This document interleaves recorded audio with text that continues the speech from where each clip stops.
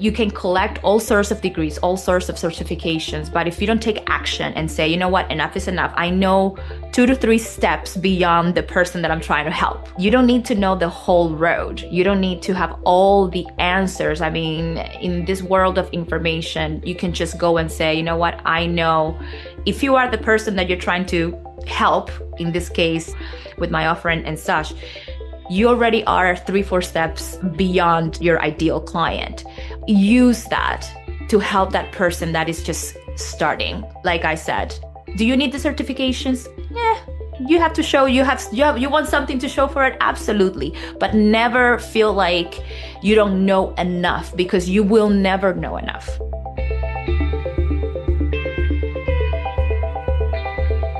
Welcome to another episode of the Health Coach Academy podcast. I'm your host, Omar Cumberbatch of OmarCumberbatch.com. So excited for you to join me today. I do have another amazing guest, and this one is just a true inspiration to all the health coaches out there. Her name is Nelly Gal, and we just really hit it off well. I mean, she's someone who has been inspirational because of her upbringing. She's going to tell a story about how she immigrated from Cuba, and they're talking about not having an entrepreneurial background. When you know a little bit about Cuba, they don't have any businesses like that, right? The government is in control of everything there. And she really comes out and really shows how, given the opportunity, she was given, made an amazing attempt to succeed in America, and has done just that. So please jump in on iTunes, leave a rating and review so I can continuously get these awesome guests like Nelly.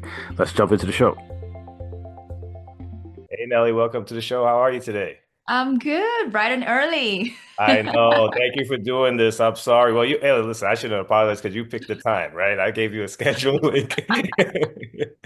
You could have picked a later time. I know, right? Yeah, no, I'm super happy to be here. Thank you so much for inviting me to your show. You have amazing guests all the time, so I'm just honored to be here. Oh, thank you so much for that. Thank you for listening. And I know you're going to add to that amazing guest list. And I'm sure we're going to hear a lot of feedback about how great you are. And Oh, I'm thank really you. excited. And I just told you off the air how we kind of met through a third party service, right? Mhm. And they were trying to pitch you for, this podcast Burns Fat, which is the health coach, well, sorry, Yeah.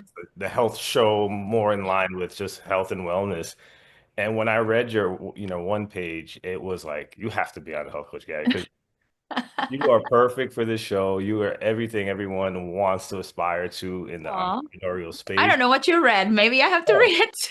you gotta, oh yeah, you gotta read it, and you gotta thank your publicist, right? Because they knocked it out the park. So, but yeah, you like I said, I was really excited to just share a lot of your Yeah. perspective on entrepreneurship. So I'm going to give you a little opportunity to talk about your origin story, Mhm. which really just got you to where you are today, and a little bit about what you do. Sure. So my name is Nelly Gal. I am a physician associate. I originally born and bred in Cuba. I came to the US when I was 20 years old, 21, and came to America. I had my first go at entrepreneurship. Oh my God, years ago, 2008, I believe. And my husband at the time, we opened a med spa. And that's kind of like my first, experience being in charge and being an entrepreneur and really trying to figure things out. It was a complete new business for us. So we did very, very well. And I kind of learned every kind of hat. I had every hat of that business. And I liked it. I loved it. As a result of, going through in that experience, I went to school, became a PA, a physician assistant. And I deviated a little bit, went to surgery for a couple of years, did neurosurgery, and then came back to the field of beauty and wellness. I never ever in my life knew that, really thought of myself as a health, person until I came to the US and started delving into, how to make people absolutely love themselves back again. Mhm. So fell in love with that and started working for another company that gave me a wonderful opportunity to grow in this business, to grow in the health, wellness, functional medicine business, and really take a deep dive into what it is to help people, into what it is to also be successful in helping people. So I worked with them for about 2 years, or for them for about 2 years. I had zero experience. I'm telling you, zero experience. And in 3 months, I learned about 80% of what I needed to learn to open a clinic Mm. for them. They were kind of grooming me to open a clinic for them, a wellness clinic here in Boca Raton, Florida. In those 3 months, I went to war and I went to work, and we took the clinic from like $0 to $300,000 a month in a year and a half. Wow. So that was incredible. And I very, very, very blessed to be given that opportunity. I need to work for myself, if I'm doing this for someone else. And I know that I believe in this business. I know that with my acumen, with my expertise, and also my kind of personality, I can make a good living for myself. And I took the risk with, a couple of $1,000s in my pocket and a very tight NDA. I went out there and tried to make a name for myself. And I could tell you all the nitty-gritty stuff that happened. But here we are, 4 years after 2.5 years here in my clinic. As you can see, this is my little, my torture room, as I call it sometimes for my patients. And it's been wonderful. We've had this month and the last month, we're going to have the best months ever I've had in the history of my business. And I'm super excited for what's to come. I'm taking my business now completely, not completely, but a big part of it online, with, coaching programs, etc. Mhm. So yeah, that's kind of like the 30,000-foot view of how I got to and where we are right now. And again, you can ask questions about any part of it, Yeah. but a lot of sweat and tears, and a lot of figuring out. But if you have that if you have that like belief in yourself that you can do it, and you have the tools, you can get resourceful and really knock it out of the park. No, that's great. And we did have an off the air conversation, so there's a lot that we could dive into, but there's a couple elements with that you've added that I find fascinating. It's that at the end of the day, you had to figure it out. You weren't born in with a business sense. This wasn't something that someone in your family taught you how to do, or you grew up around entrepreneurship. So let's talk about that real quick too, because a lot of health coaches, that's probably one of the hardest things to overcome, is the fact that I never had an uncle who was a millionaire and showed me the ropes. Or I came from a civil service background where we just worked for the The government. Like, paycheck, yeah. FFA, paycheck to paycheck. So tell us a little bit about your experience, especially the situation in Cuba, Mhm. and your perspective on that. Um, I'm so glad you asked that because, like I said, as an immigrant, right? Why everybody comes, or everyone is trying to come to America, why we try to do that. Um, Cuba, for those that may not know, it's the largest island in the Caribbean, and unfortunately is one of the poorest countries in the world. We right now struggle to have electricity and gas in our country. All of the niceties that are a given in America is a struggle for any of us, back there. And I say any of us because I still have my whole family there and I take care of them.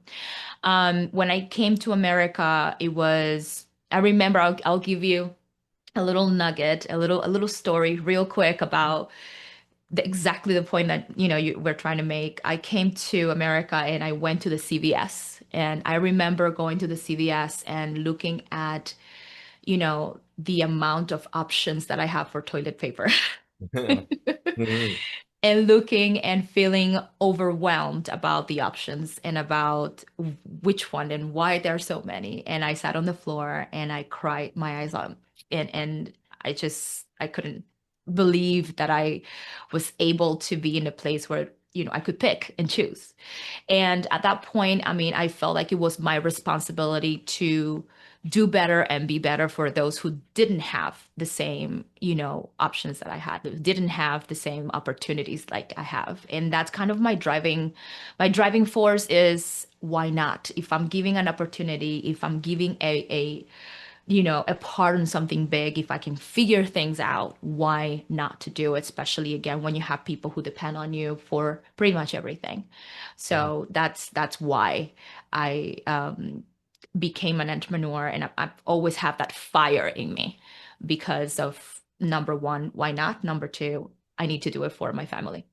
No, no, that's an amazing story. And a lot of us just take it for granted. Like you said, we grow up, everything's around us. We just don't appreciate those things. So, Mhm. yeah, so that coupled with the fact that, like you said, you didn't have an entrepreneurial background. Tell us a little bit about your ideas of like how you can figure out maybe what was your earliest struggle in business specifically.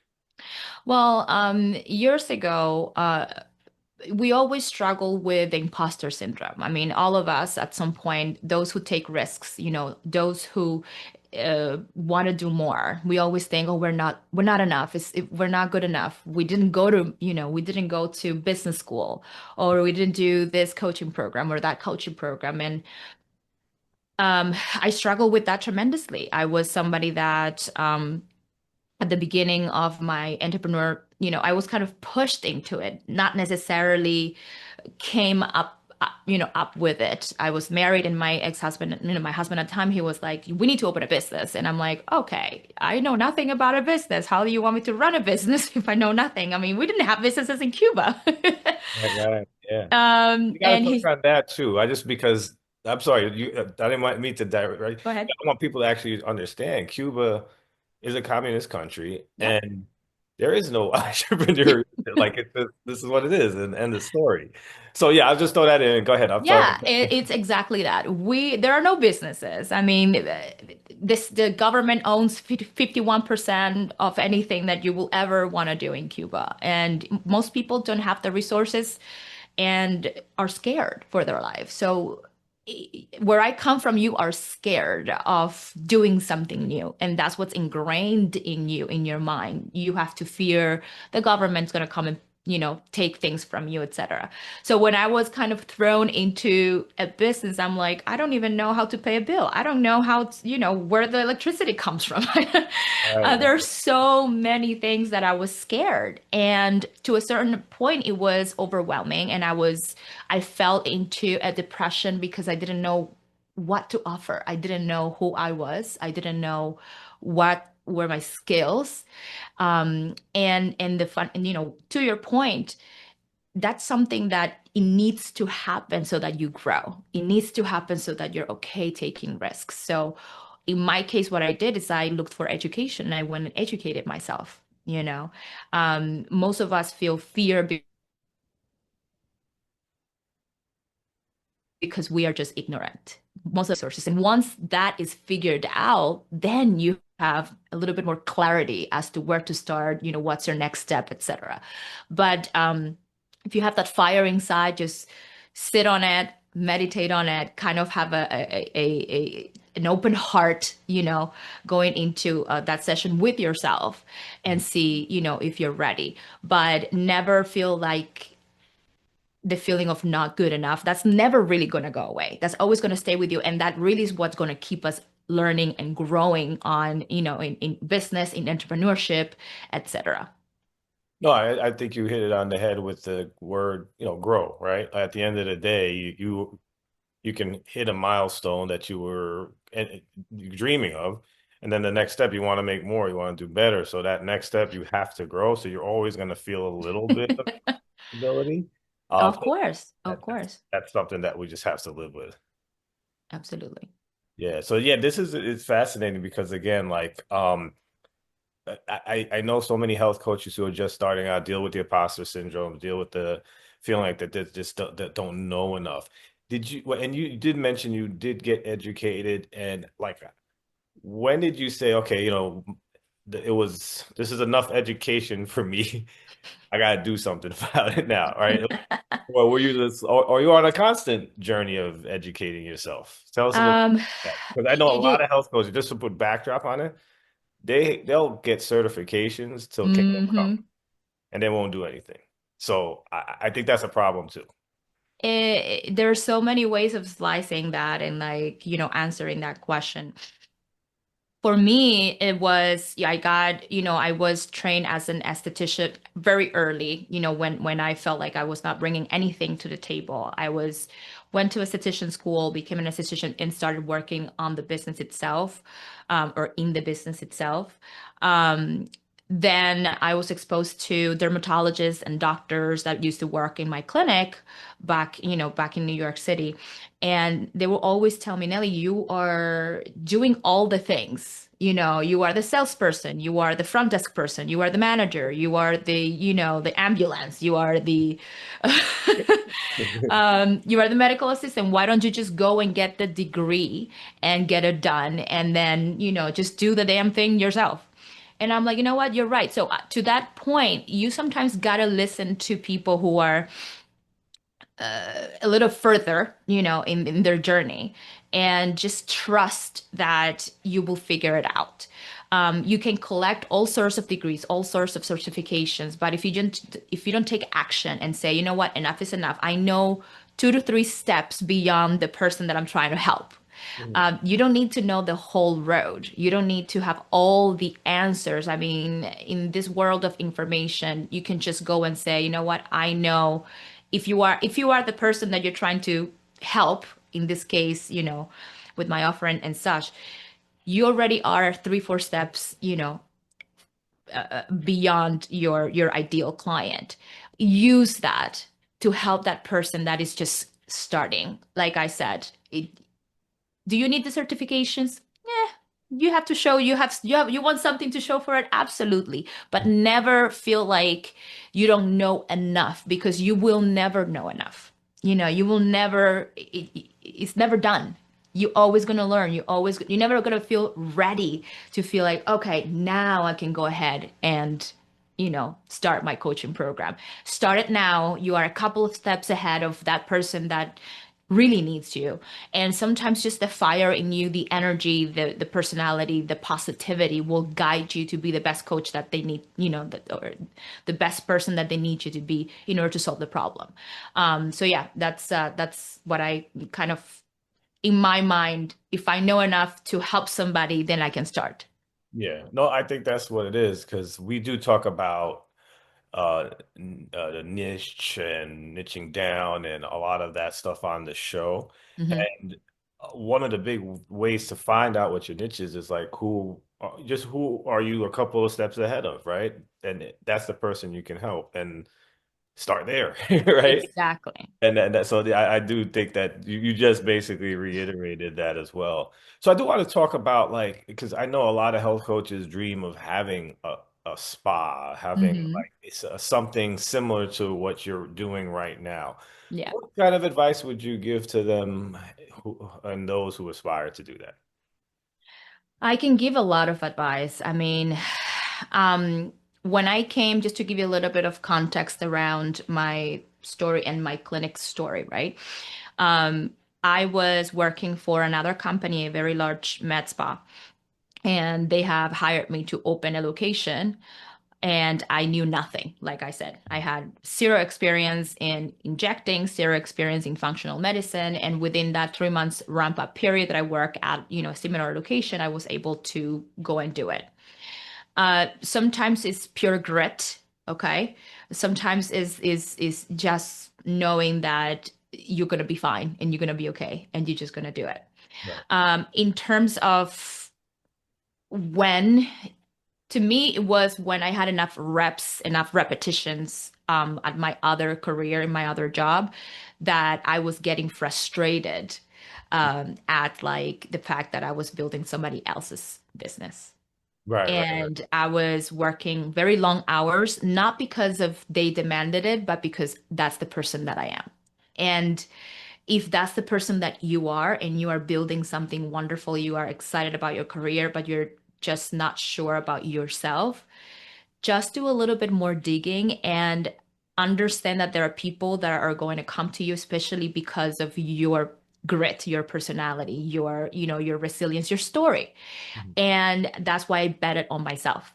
Mhm. That's why I was like, okay, if I can do this for someone, I can do it for myself. Mhm. And it's something that sometimes you have it, sometimes you don't. Sometimes you have to nurture it. You might have that little thing in your head saying, hey, maybe if you work for yourself, maybe you have more time, you wouldn't have to ask for permissions to do things. So listen to that voice, listen to it.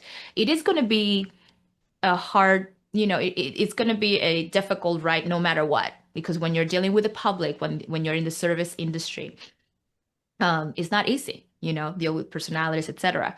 So why not to do it for yourself? Mhm. I went out of that clinic with a couple of $1,000s in my bank account because I had debt from my divorce. That's another story. I had Mhm. a lot of debt.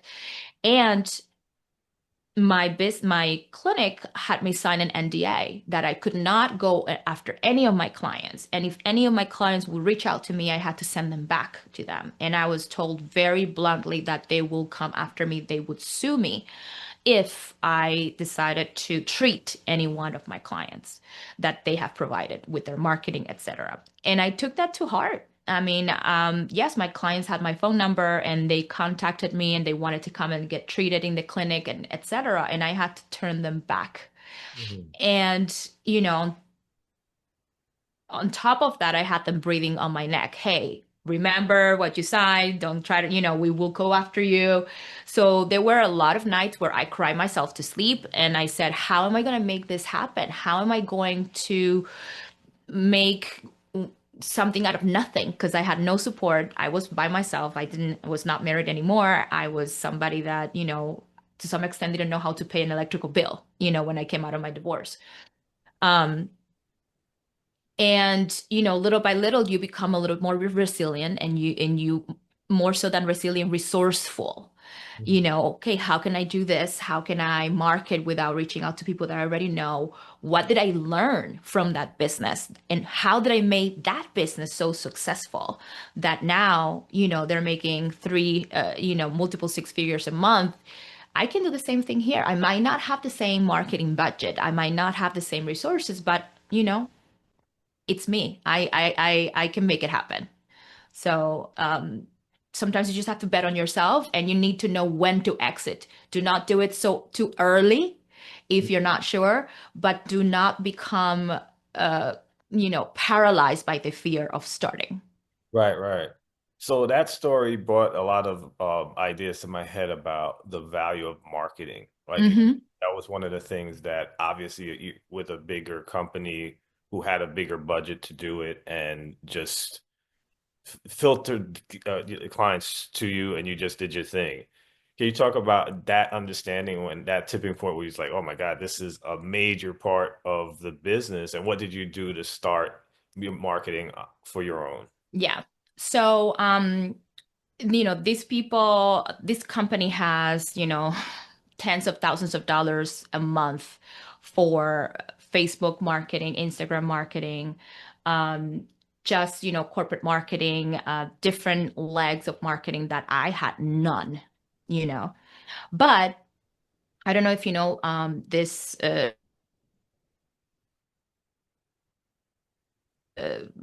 this marketing company, and a big part of the marketing was Groupon, and Groupon really doesn't charge you until that patient or that client shows up into your door.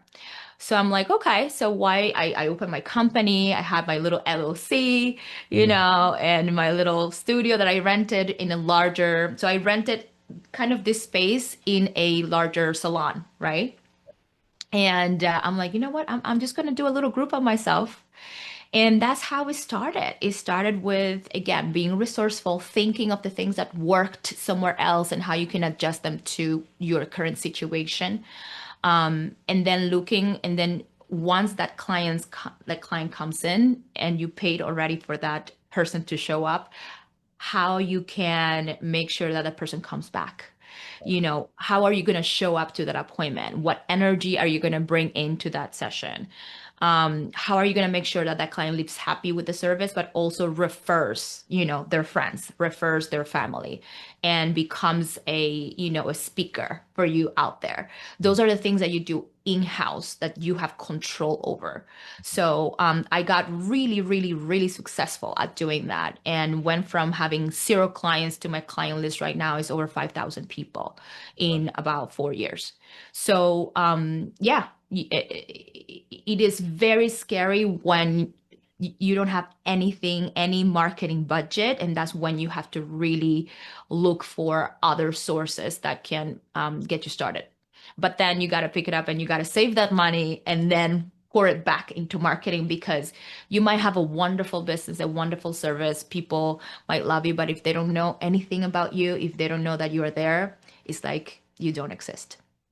Yeah, no, absolutely. Listen, Nelly, you've been fantastic. I can't believe we're at the 30-minute mark Oh already. my God. It's like it's crazy. I mean, you're so inspirational. I just start.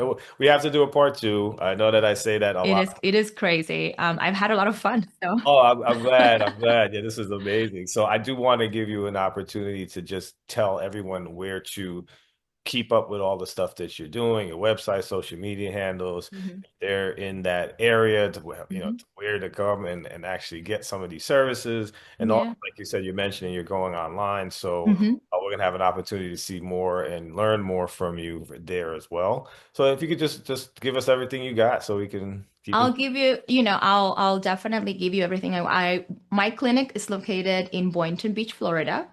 You can look us up. My website is livevibrantmed.com.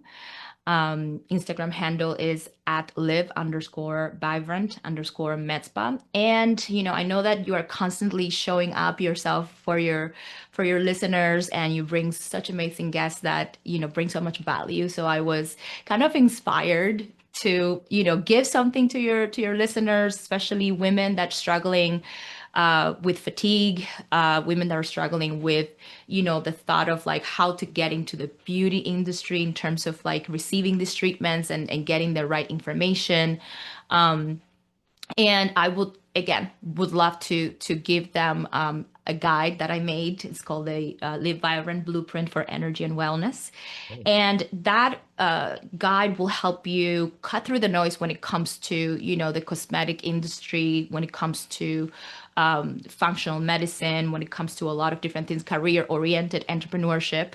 So you can have more so of like a little friend by your side guiding you through all of these different issues. And you can get it. You just have to text vibrant to my Instagram handle at live_vibrant_medspa.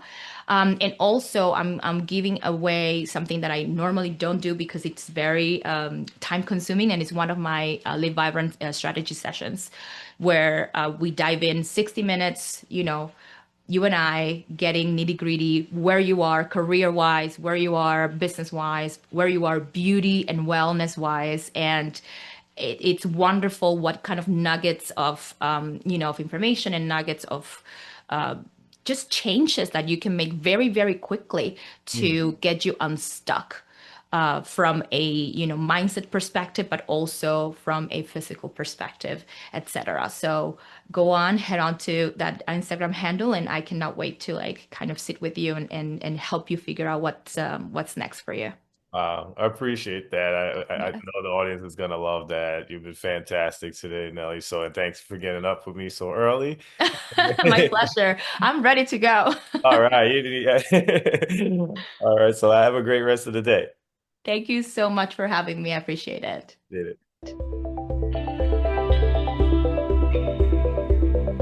Hope you enjoyed listening to today's episode of the Health Coach Academy podcast.